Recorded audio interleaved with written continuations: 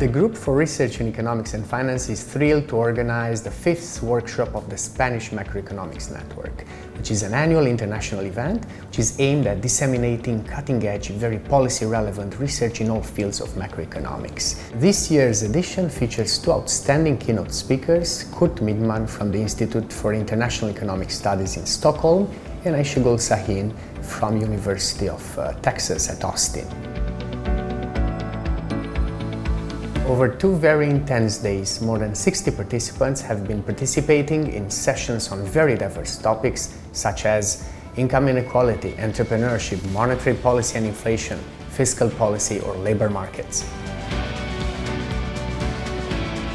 This has been just another wonderful opportunity for our community to engage in much-needed debates on the numerous challenges facing the world economy today. Again, we have been very glad to have organized this, and we are looking forward to the following editions.